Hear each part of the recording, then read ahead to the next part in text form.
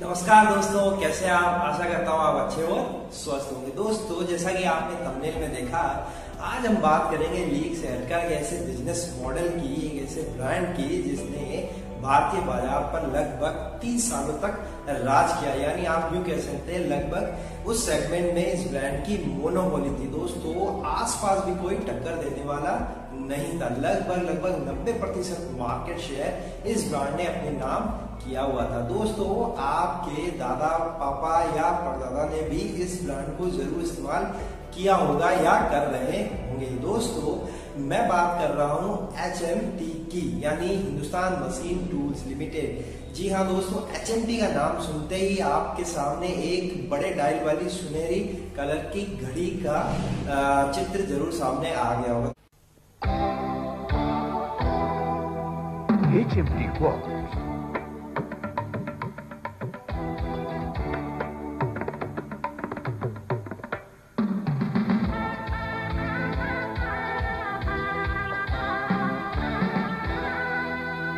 हमारे धड़कनों में बसी HMT।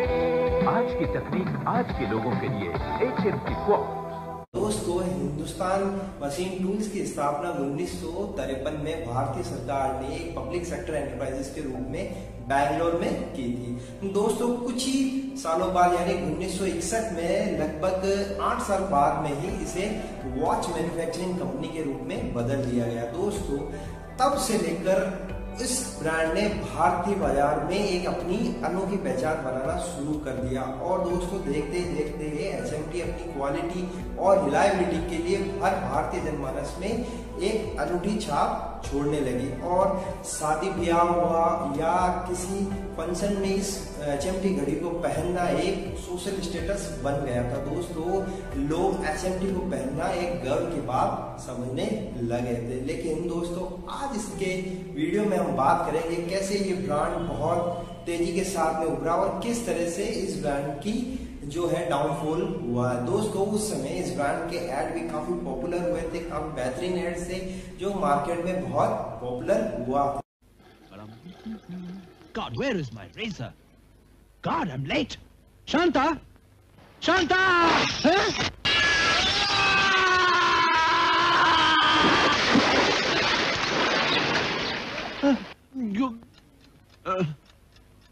It still works. HMT watches.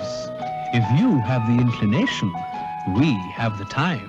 दोस्तों, चलिए एक बैकग्राउंड की बात करते हैं। दोस्तों, HMT कंपनी की स्थापना भारत सरकार ने एक मशीन टूल बनाने वाली कंपनी के रूप में 1953 में बैंगलोर में स्थित की, जैसा हमने पहले देखा। दोस्तों, वहां पर tractor, printing machine, dyeing, plastic, printing machinery, CNC systems, इस तरह की मशीन टूल्स का निर्माण पहले हुआ करता था। लेकिन 1961 में दोस्तों भारत सरकार ने HMT वॉचेस ग्रुप के नाम से इसको पूरी तरह से घड़ी बनाने वाली कंपनी के रूप में सेटअप कर दिया था, जहां पर जापान की सिटीजन वॉच के साथ में कोलैबोरेशन करके घड़ियों का निर्माण बहुत तेज गति से कर दिया गया। दोस्तों, जैसे जैसे HMT का मार्केट शेयर बढ़ने लगा तो 2 नए और प्लांट डालने की जरूरत भारत सरकार को महसूस हुई और भारत सरकार ने तुमकुर कर्नाटका और रानीबाग उत्तराखंड में 2 नए प्लांट HMT वॉचेस के डाल दिए। दोस्तों, तो ये इस तरह से एक HMT कंपनी की शुरुआत भारत में हुई। दोस्तों, HMT कंपनी के सुनहरे समय की बात करें या टाइम टू रूल की बात करें तो दोस्तों 1970 के दशक तक HMT वॉचेस भारतीय बाजार में एक आइकॉनिक ब्रांड के रूप में स्थापित हो गया था। हर दूसरे व्यक्ति, चाहे वो महिला हो या पुरुष हो, उसके हाथ में HMT वॉचेस हुआ करती। दोस्तों, कोई भी बर्थडे हो, शादी हो या कोई भी समारोह हो, उसमें HMT घड़ी को गिफ्ट में देना एक आम बात हो गई थी। दोस्तों, HMT घड़ी को पहनना और इस्तेमाल करना एक सोशल स्टेटस बन गया था और लोग गर्व महसूस करते थे। मुस्कुराती घड़ी, खूबसूरत घड़ी, इरादों की घड़ी, HMT हमारी घड़ी, विश्वास की घड़ी, इंतजार की घड़ी, सपनों की घड़ी, खुशियों की घड़ी, HMT हमारी धड़कनों में बसी HMT। राष्ट्र के समय प्रहरी HMT। दोस्तों जैसे जैसे HMT ब्रांड की जो लोकप्रियता बढ़ती गई, HMT ने भी अपनी टेक्नोलॉजी में समय समय पर अपग्रेड करती गई और उसी दरमियान नए प्लांट भी स्थापित किए। 1981 में दोस्तों HMT ने सोना और विजय नाम के सब ब्रांड के साथ में भारतीय बाजार में ऑटोमेटिक क्वार्ट्ज घड़ियों को भी इंट्रोड्यूस किया। लेकिन दोस्तों उस समय की मांग ना होते हुए या समय से पहले ये डिसीजन ले लिया गया था और उस समय इन घड़ियों को वापस HMT को विड्रॉ करना पड़ा। दोस्तों उस समय HMT अपनी क्वालिटी और रिलायबिलिटी के लिए भारतीय बाजार में लोकप्रिय बन चुकी थी। दोस्तों उस समय दूसरे ब्रांड भी भारतीय बाजार में उपलब्ध थे, जैसे हैदराबाद अलॉय वॉचेस जो जापान की साइको ब्रांड के साथ में मिलकर घड़ियां बना रहा था। लेकिन HMT का जो मार्केट शेयर था वो लगभग 90% था और HMT नंबर 1 पोजीशन मेंटेन की हुई थी और भारतीय जनमानस में सबसे पसंदीदा घड़ी के रूप में HMT को ही जाना जाता था। दोस्तों अब बात कर लेते हैं कंपटीशन की। दोस्तों HMT अपनी स्थापना से 1991 तक लगभग 35 से 40 साल तक भारतीय बाजार में लगभग मोनोपोली की स्थिति कायम रखे हुई थी। लेकिन 1991 में जैसा हम सब जानते हैं भारतीय सरकार ने विदेशों के लिए अपने दरवाजे खोल दिए थे और नए इकोनॉमिक रिफॉर्म्स लागू किए गए थे।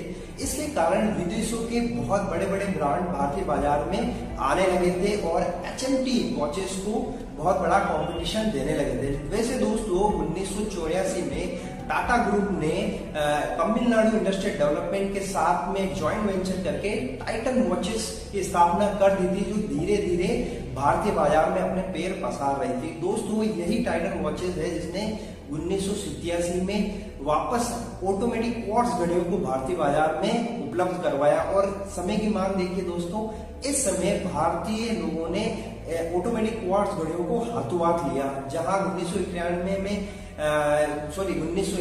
में HMT ने जो क्वार्ट्ज घड़ियां उपलब्ध कराई थी वहां पे वो सफल नहीं हो पाई थी और वापस अपनी मैकेनिकल घड़ियों पर HMT आ गई थी। लेकिन इस समय टाइटन की ऑटोमेटिक क्वार्ट्ज घड़ियों को भारतीयों ने बहुत पसंद किया और बहुत तेजी के साथ में ऑटोमेटिक क्वार्ट्ज घड़ियां बिकने लगी। लेकिन HMT ने यहाँ एक गलती करी दोस्तों, समय की मांग को ना देखते हुए उन्होंने मैकेनिकल घड़ियां बनाए जारी रखा और इस तरह से टाइटन ग्रुप की एंट्री धीरे धीरे HMT के लिए एग्जिट का कारण बनने लगी थी और जो HMT का मार्केट था वो धीरे धीरे टाइटन की ओर शिफ्ट होने लग गया था।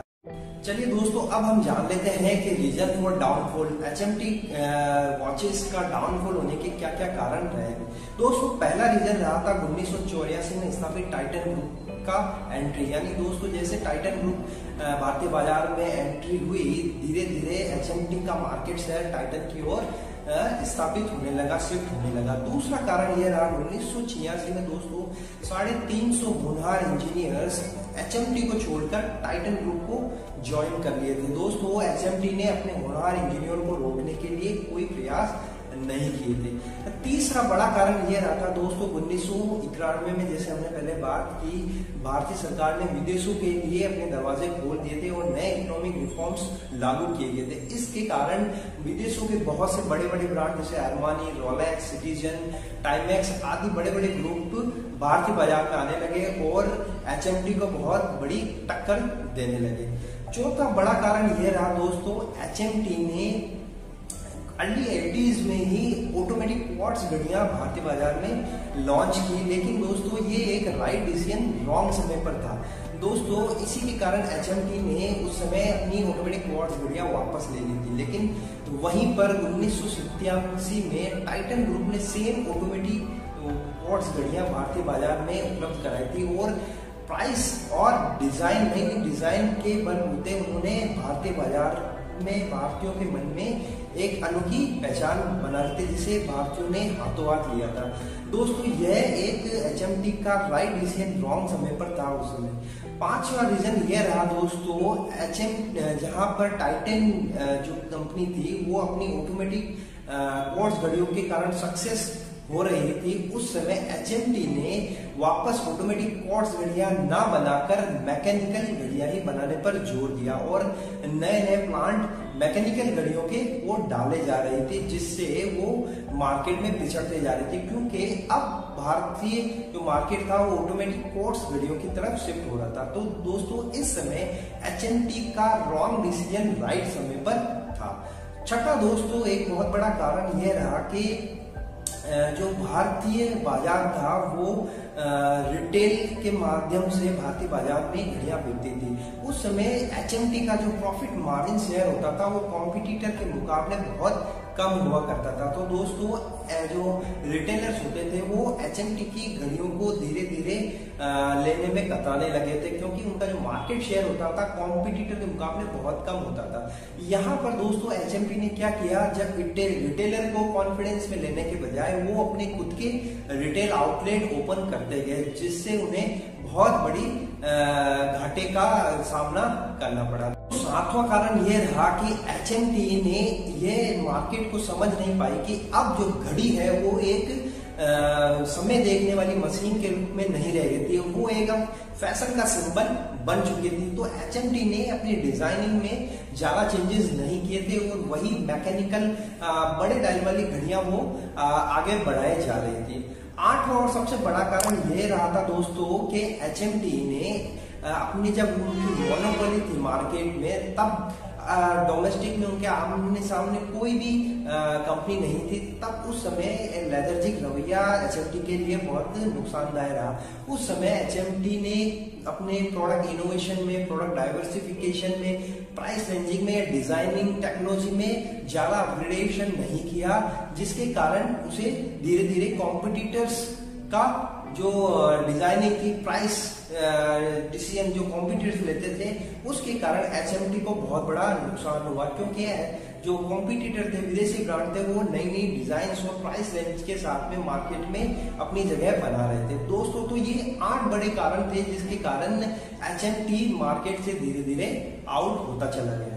दोस्तों अब बात करते हैं एचएमटी ब्रांड की क्लोजिंग यानी फाइनली एग्जिट किस तरह से एचएमटी वॉचेस का हुआ। दोस्तों 1991 में आते आते तक एचएमटी वॉचेस का मार्केट शेयर बहुत कम हो गया था। दोस्तों बार बार प्रयास करने के बावजूद भी कंपनी अपने सेल्स को बढ़ा नहीं पा रही थी। 1998-99 में कंपनी का पुनर्गठन भी किया गया था, रिस्ट्रक्चरिंग भी की गई थी, लेकिन दोस्तों एचएमटी लॉस से उबर ही नहीं पाई थी। एक्चुअली दोस्तों एचएमटी वॉचेस ने मार्केट में बहुत लेट रिस्पॉन्स किया था अपने कॉम्पिटिटर के मुकाबले। दोस्तों जहां पर एचएमटी वॉचेस का सेल्स 2000-2001 में 108 करोड़ रुपए था, वो 2013-14 में घटकर मात्र 11 करोड़ रह गया था, और जहां एम्प्लॉय की संख्या 2000-2001 में लगभग 4000 के आसपास थी, वो 12-13 में घटकर मात्र 1100 रह गई थी। दोस्तों कंपनी के बार बार और सरकार के बार बार प्रयास करने के बावजूद भी कंपनी घाटे से नहीं उबर पा रही थी और लगभग एक समय 1600 करोड़ रुपए का घाटा कंपनी को हो गया था। दोस्तों फाइनली कंपनी के मैनेजमेंट ने सरकार के सामने कंपनी को बंद करने का प्रस्ताव रखा, क्योंकि अब कंपनी को चलाना एक घाटे का सौदा साबित हो रहा था। फाइनली गवर्नमेंट ने इस प्रपोजल को मंजूर कर लिया और अपने समय की एक चक्र राज करने वाले एचएमटी वॉचेस के एक बड़े ब्रांड का इस तरह से एक दुखद अंत हुआ। दोस्तों तो ये था एक ब्रांड की राइज एंड फॉल होने का स्टोरी। दोस्तों अगर आप एचएमटी वॉचेस यूज करते हैं या आपके घर में है तो कमेंट करके जरूर बताइएगा। आपको ये स्टोरी कैसी लगी है प्लीज कमेंट करके जरूर बताइएगा। आपको किस ब्रांड की स्टोरी सुननी है आप जरूर बता सकते हैं, हम उस पर आपको स्टोरी सुनाने का जरूर मैं प्रयास करूंगा। दोस्तों वीडियो आपको अच्छा लगा तो प्लीज लाइक एंड शेयर कर दीजिएगा। अगर आप चैनल पे नए हैं तो चैनल को सब्सक्राइब कर लीजिए और पास वाले बेल आइकन जरूर प्रेस कर दीजिए, ताकि आपको कोई भी नया वीडियो में लेकर आऊं तो आप तक पहला नोटिफिकेशन मिल जाए। तो दोस्तों फिर मिलते हैं एक नई स्टोरी, एक नई जानकारी के साथ में। तब तक के लिए धन्यवाद।